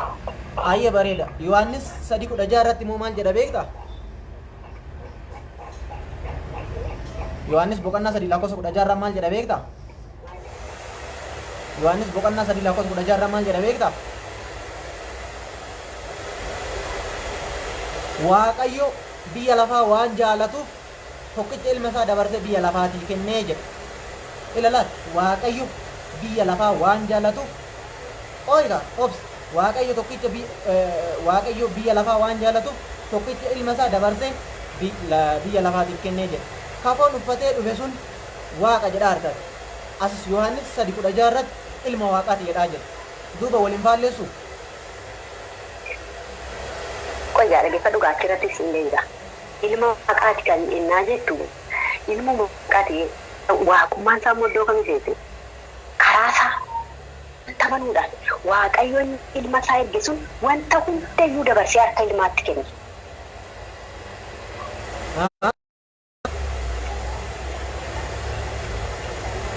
Maal ka jedhu? Jalaa gashi barreessa biroota barreessi. No kasiin jedhaa rubar Yohaannis 3:16 irratti waaqayyo ilma tokkicha biyya lafaa waan jaallatuuf tokkicha ilma isaa dabarsee biyya lafaatii kennee jedha. Waaqayyotu tokkicha ilma isaa biyya lafaatii kennee Yohaannis 3:16 irratti. Tokko irratti immoo lakki waaqayyo biyya ilma isaa dabarsee hin kennine isumatu foon uffatee gabbu'ee jettan. Waaqayyotu foon uffatee gabbu'e moo Yesuustu foon uffatee gabbu'e?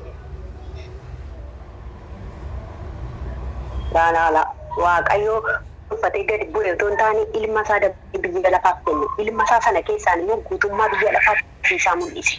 Maal jedhee naan dubbate warra tokko maal jedhaa argama? akkan maqaati Yohaannis tokko irra maal jedha? Waaqayyotu foon uffatee gabbuu.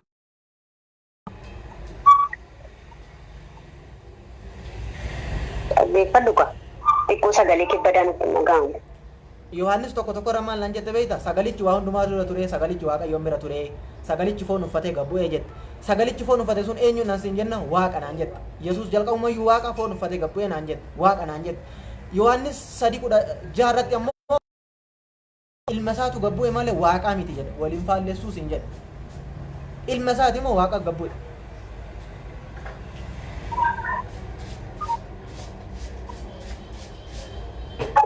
Waaqayyo abbaan isuma keessa jira. Hafuurri qulqulluun Waaqayyo abbaan isuma keessa jira. Dura abbaa ilma hafuura qulqulluun sadan Waaqa tokko isaa sadanuu samaa irra jiru.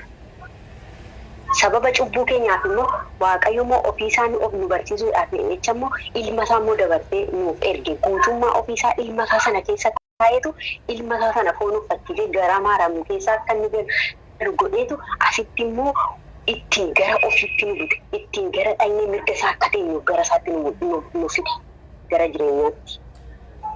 Bara akkasiin jedhaaru Yesuus Waaqayyoo miti isin jechuu jira bara. Ragaan inni akka Waaqayyoon hin taane hedduutu jira. Fakkeenyaaf Yohaannis 17:3 yoo dubbiste Yesuus maal jedhe? Waaqayyo tokkicha beekuu fi ana Yesuus isaati argite beekuun jireenya bara baraati. Inni Waaqayyo yoo ta'e Waaqayyoon tokkichi inni Yesuus jedhu sun kamiin? Inni yoo Waaqayyoon ta'e Waaqayyo tokkichadhaa ture Yesuus.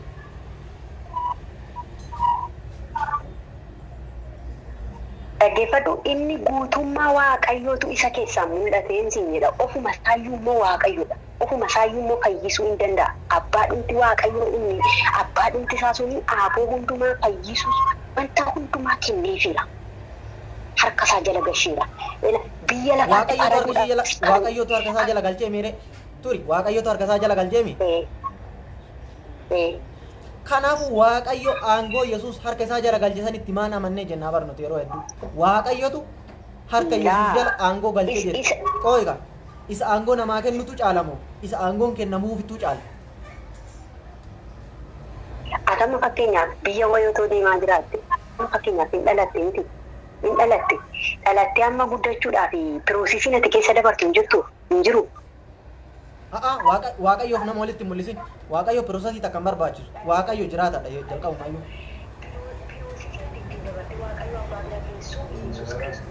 Isatu dhiiga isaa dhangalaase waan ta'eef karaa isaan alatti isarra utaaltee Waaqayyo ta'amanuu. Yesuus malee Waaqayyoon biraan jiru isin jedhaa bara. Yesuus Waaqayyoo miti isin jechuu jira bara. Yohaannis tokkoon kun Yesuus Waaqayyo wanti inni jedhu hin jiru. Waaqayyummaa isaa hin ibsu isin jechuu jira bara. Sagalichi Waaqarra ture inni mataa isaayyuu Waaqa ture inni jedhu maal jedhee? Eeshi sagalichi Waaqa bira ture. Ofii isaatiif Waaqa yoo ta'e Waaqayyoon inni kadhachaa ture kam inni duu? Yesuus Waaqayyo yoo ta'e Waaqayyoon inni kadhate sun kamiin?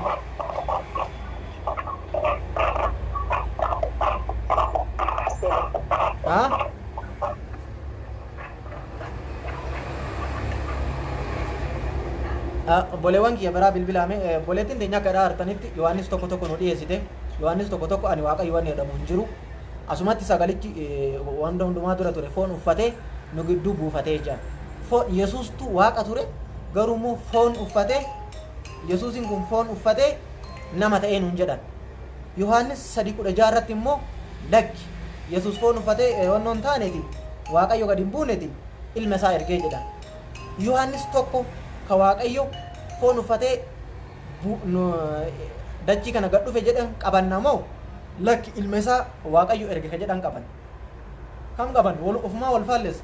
Lammaffaa Yesuus Waaqayyo yoo ta'e Waaqayyoon kadhachaa ture. Yohaannis Maatiyos boqonnaa 26 lakkoofsa 36 43 yoo laaltan Maarqoosiin keessatti yoo laaltan akkasumallee Yohaannisiin keessatti yoo laaltan bakkoota hedduutti Yesuus Kiristoos Luqaasiin keessatti illee yoo laaltan Yesuus Waaqayyoon kadhachaa ture. Ibroota boqonnaa 5 lakkoofsa 7 irratti illee Waaqayyoon kadhachaa ture jedha Yesuus wangeelli. Duuba inni Waaqayyoon yoo ta'e Waaqayyoon inni kadhatu sun kamiin? Lammaffaa inni Waaqayyo yoo ta'e Yohaannis 17:3 irratti Waaqayyo tokkicha laal beekuufi Waaqayyo tokkicha isa dhugaa beekuufi Yesuus Kiristoosin isa ati ergite beekuun jireenya bara baraati jedha. Inni Waaqayyo yoo ta'e Waaqayyo tokkichi Yesuus jedhu sun kamiin? Hin jiru hagammaa gaafannee deebiidhaan.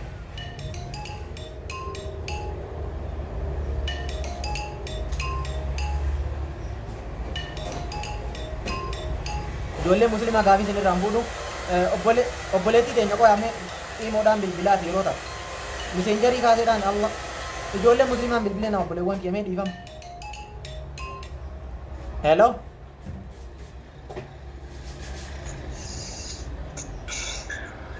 Ah.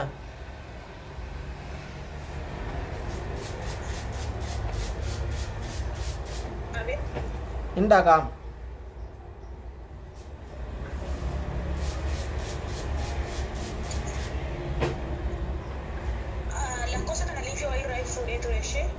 ايش رايكم ati muslim mau Kristen? Kristen. Saya itu gantikan. Nah, ini namanya ada gobol kamu kabar direkam. Angga ati agafi amantamu Kristen irraa gaafatarta miti? Ani immoo amantaa musliimaa irraa hin gaafii qaba. Waa'ee Yesuus Kiristoos irratti yoo ta'e sirraa fuudha rakkoon qabu.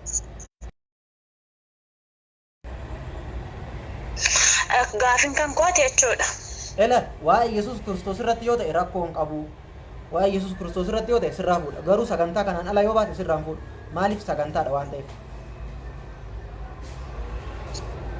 Amma fakkeenyaaf yaani barsiisaan tokko yaani gaafii abbaan barsiisan dandeegaa barataan dandeegaa waan barbaade gaafachuu mirga hin qabu? Hin qabu. Sagantaa addunyaa irratti hordofi bakka feete deemi. Sagantaa feete irratti gaafii sagantaan alatti sin gaafatan. Barsiisaa yoo barsiiseyyuu sagantaa si gaafata. Sagantaan alatti hin fuudhu. Amma waa tokko sitti obboleessa. Amma ijoollee kiristaanaa keessa gaafii isaanii sasirratti isin jira mitaanis amantaa musliimaa kana yookiin akkuma kiitii kiristaanaa amantaa musliimaatti ibsite miti haa?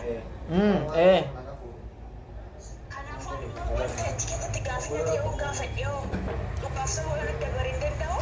Hin dandeetta garuu sagantaa miti. Maaliif hedduu uummanni gaafii na gaafachuu jedha waa'ee Yesuus irratti waan ta'eef yeroo biraatiif gaafadhu yeroo biraatiif kaachuu dandeessa gaafii. Ati maal irratti gaafii qabdu? Gaafii maal irratti qabdu? Obboleewwan kiyya namni biraa bilbila maaliif jennaan obboleettiin teenya tuni waan biraa gaafachaa jirti. Maaliif sagantaa malee deemuun hin ta'u waan ta'eef sagantaa mucattii nashii dhangiyaattu takka hin bilbilaa fi qo'amee miseenjariin haga ammaa immoo isiin agarree ani hin beeku eega gaatamaa naan bilbilleetti. Hello.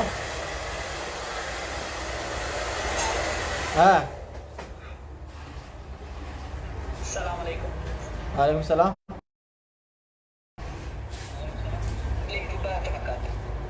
Islaama yoo taatan immoo sagantaan keessan ammaa miti xumuruuf jedhaa sagantaa dadhabeera waan ta'eef sooma afaanii qaba xiqqoo ijoollee kiristaanaa nama lama akkas gaggeessee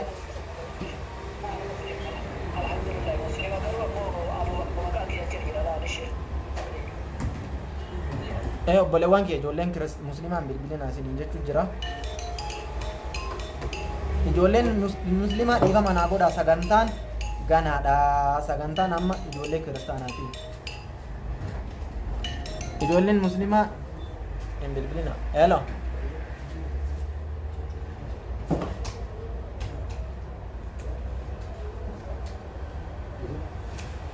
Silkiin obboleessa keenyaan dhagahamu islaama ta'e kiristaana ta'e hin beeku. Obboleewwan kiyya sagantaa irratti hundaa gaafadha. Ani isinii deebisuu hin danda'a garuu mucattii takka bilbiluu barbaade dhiifama.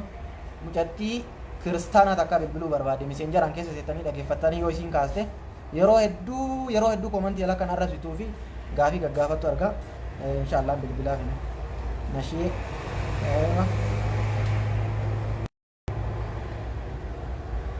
kunoo bilbilaa fi laala jara bilbilaa fi jira kunoo yoo kaaste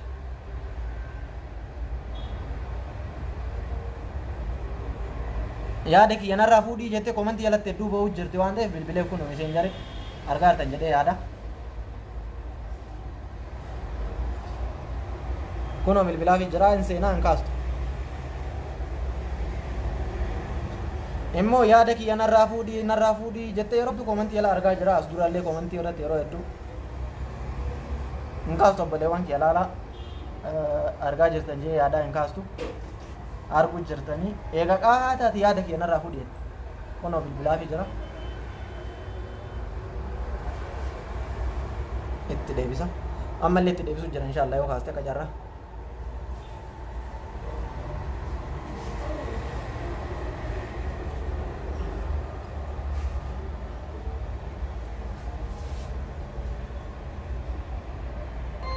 Inkaas obboleewwan kiyya akkuma isin argaa jirtanii mucattiin tuni kiristaanaa yeroo hedduu mee dhugumaan dhiira narraa fuudhi sagantaa kiyyaa yaada jijjiirachuu fedha Yesuus Kiristoos waaqa akka inni ta'e kunoo ragaasitti dhiyeessanaan jette an bilbilee fi yannaa yeroo lama bilbilee fi hin kaastu yoo isin naa bilbilte jalaa kaasaa hin dhageeffatan inshaallah obboleewwan kiyya yeroo obboleewwan keenya ijoollee kiristaanaa nama takkaa lamarraa yaadan fuudhaa achi boodan goolaba eenyu ijoolleen kiristaanaa mee komentii jala deemtanii barreessitan kunoo imoon kiyya isin bira jira waan ta'eef bilbilaa isinirraa yaada fuudhaa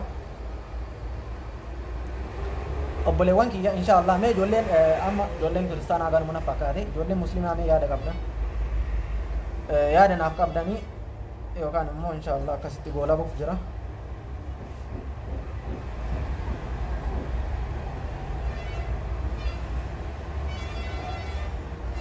inshaallah obboleewwan kiyya walumaa gala argaa jirtanii waan isaan jedhan argaa jirtanii waan an jedhullee argaa jirtanii maalinni sagalichi waan hundumaa dura ture kanuma nu dhiyeessan jechuudha asumatti maal jedhan akka jalqabarraa ilaalaa turtanitti obboleewwan kiyya isinillee na tazabaartanii anillee na sa'amale yookaan yoo an sobellee na qabuu dandeettanii yoo obboleewwan keenya dogongoranillee qabuu dandeettanii dhugaan akka isa jiru hubadhaa amma ijoollee musliimaati carraa kenna hello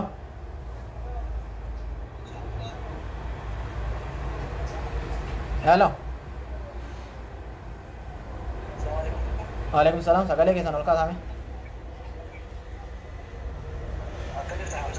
الحمد لله الحمد لله فرحانك يا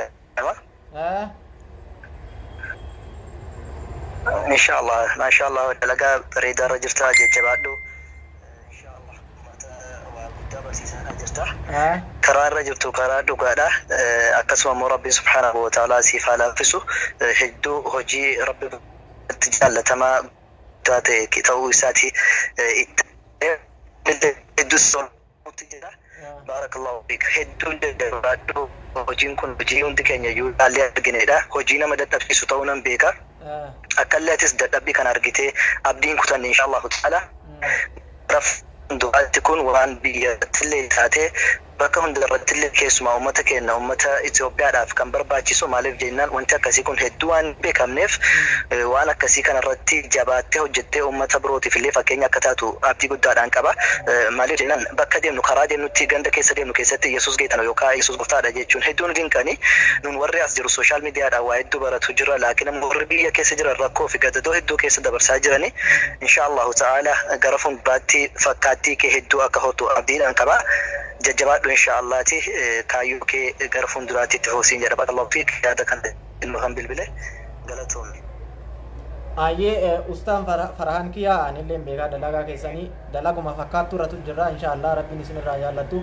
isinillee dalagaa ta'aaba hedduu akkana tan akka toora sooshaal miidiyaa irratti yeroo hedduu irra deddeebitaniitiin haasoftan argaa jira garuu hiriyyummaa walitti hin qabnu nan fakkaate sheer ta'e yeroo tokko tokko na biran dhufa inshallah waluma rabbiin waa jabeessu jazakumullahu khairan inshallah yeroo biraammoo sagantaa goggone yaada hedduu wajjijjiiruu dandeenya inshallah jazakallahu khairan obboleessi kiyya mana dawwale kun farhaan kiyyaan illee namuma akkanaati nama agartaniitiin waan akkanaa gaggeessuu nama bareeda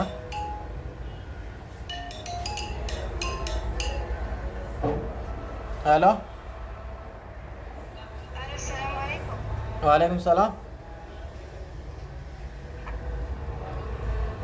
Nada. Ayo, sinurbi ko ture, libre irratti sinurbi ko ture. Baay'ee tokko waan namatti toludha, baay'ee tokko isinirraa jaalanne. Hangana beekumsa akkanaatti fi gorsa akkanaan nama keenya keessan baay'ee tokko galatee maa isin galateeffachuun barbaade walumaa galattu iyyuu. Ayya jazakumullahu khairan waan bilbiltee yaadanaaf kenniteef maqaa rabbiitiin galatoomi isin jedha.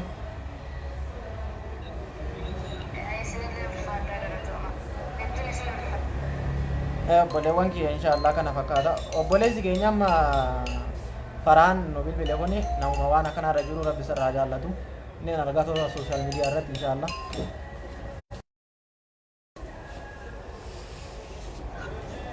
Ustaz, assalamualaikum warahmatullahi. Waalaikumsalam warahmatullahi. Ustaz, ani gaafii ati nama fakkeenyaaf karaa laayivii karaa sooshaal karaa feesbuukaa qofaan wanni kana dabarsita liivii dabarsita jechuudha nama jalaa jiru kana karaa qofas hordofu. TV faamaan banan jechuu barbaade akka warri yaalleen hubannoo kana arguu akka warri biyya. Inshallah yaada bareeda galatooma yoo humna godhannee hin bananne inshallah ijoolleen isinuma nubbanaa inshallah rabbi alaafisu TV jechuun waan guddaadha kaayyoo keenya fuulduraati aabaa caadaa jedhaniitumaan itti fufan waan ta'eef inshallah rabbi alaafisu fuulduratti hin ooltu.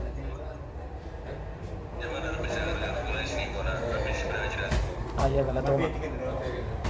Obboleessi keenya yaada bareedaa osoo TV banatte naan jedhe inshallah osoo qabaadhee TV banadhe baay'ee natti tola. Eenyu obboleettii teenya tan eenyuun addis bayyanaa Yesuus gooftaadha isii mee naa bilbileedhaan himudha yoo naa bilbilte yoo dhageesse. Hello. Aywa.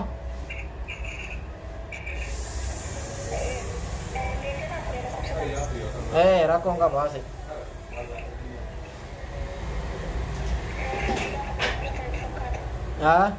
Amma sagantaa gaafii xumuruuf garuu dadhabeera waan ta'eef bifa sooma qaba waan ta'eef yaada qofa yaada yoo naa qabaatte yaada ibsachuu dandeetta maaliif hin dadhabe waan biraa osoo hin taane.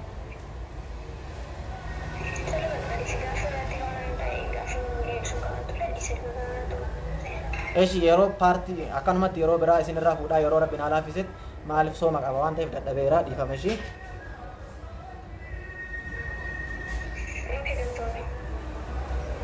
Obboleewwan kiyya inshallah jazakumullahu khairan waan nu daawwattaniif galatooma maaliif jennaan sooma afaanii qabnaan dadhabne hadda qofaa miti yeroo biraallee sagantaa akkanaa kana inshallah qopheeffannee dhufna bareedaa nama 1500 laalaa barata waan cimaa isiniif haa ta'u dadhabaa jira amma inshallah daqiiqaa 5 waan akkasii fi yaada yoo naa qabaatta yaada dhuunfaa waan an dogongore yookaan immoo waan an jabeessuu qabu. Hello.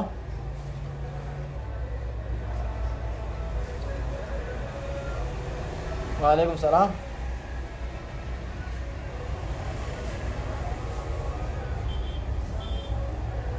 Ime nama messenger anda wali waan ta'eef irra cufadhe maal jettan?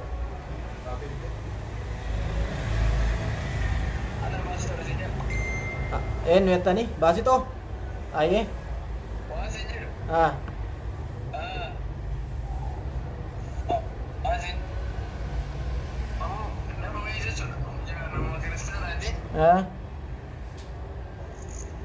Amata shan amma amata shan akkanatti bara maraa islaama ta'a nama baay'eellee gaafadhe garuu namni kun sodaatu maka ijoollee sodaatu garuu yoo amantii kana fudhadhe akkam ta'a waan jedhamuuniitiif natti himate. Islaama ta'a jedha akkam yaadni keenan galle islaama ta'a jedha ofii islaama hin taane.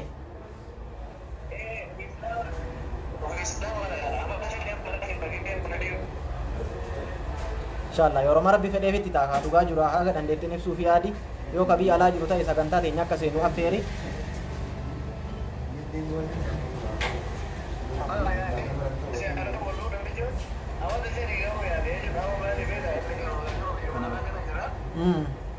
Sagantaa ila waan gootu dhiifama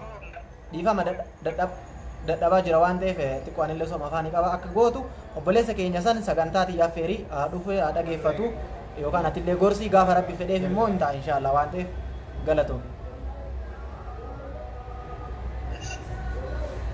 Obboleewwan kiyya narra laalina hedduu dadhabe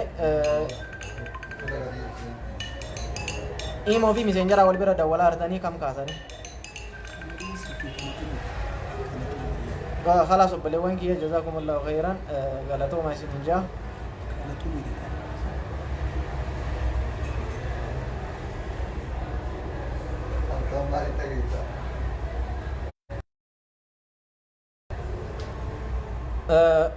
Inshallah ammaaf sagantaa tiyya goolabuuf deemaa warroonni gaafii qabdan yeroo bira inshallah gaafii qabdaniif yeroo biraa qopheeffadha inshallah ammaaf dadhabeera waan ta'eef.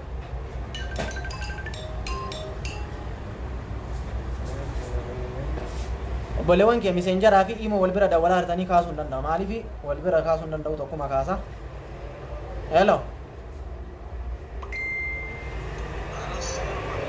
Waalaikum salam warahmatullah.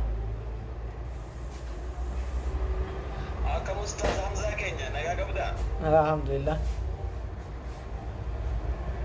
Apa baga jiraatti kaa wanni ati irra jirtu waan gaarii beektaa yeroo hundaa si hordofa. Jajjabaadhu rabbi si agar obboleessa kiyya jajjabaadhu bas carraa si dubbisuun arganne. Sirriitti isin beeke malee sagalee mana isin beeke.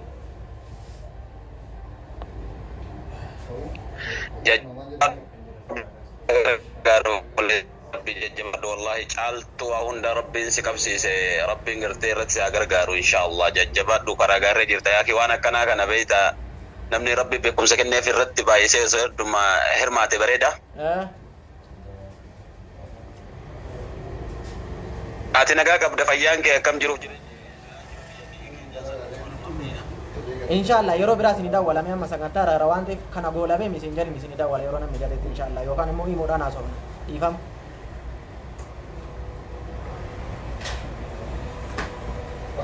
Obboleessi keenya kun illee nama duraa wal beeknu rabbiin irraa jaallatu nama oolmaa hedduu wal biraa qabnu inshallah obboleewwan kiyya walumaa galatti qophiin kiyya hadhaa goolabamee jira nama tokko waan ta'eef fedhii nama hundaayyuu guutuu hin danda'u gaafii qabdan yookaan immoo yaada qabdan fuulduraaf yeroo biraa keessatti illee sagantaa gaafii deebiin godha hadhaaf gaafiin keenya kanuma wabillahi tawfiiq wasalaamu alaikum warahmatullahi wabarakatuh.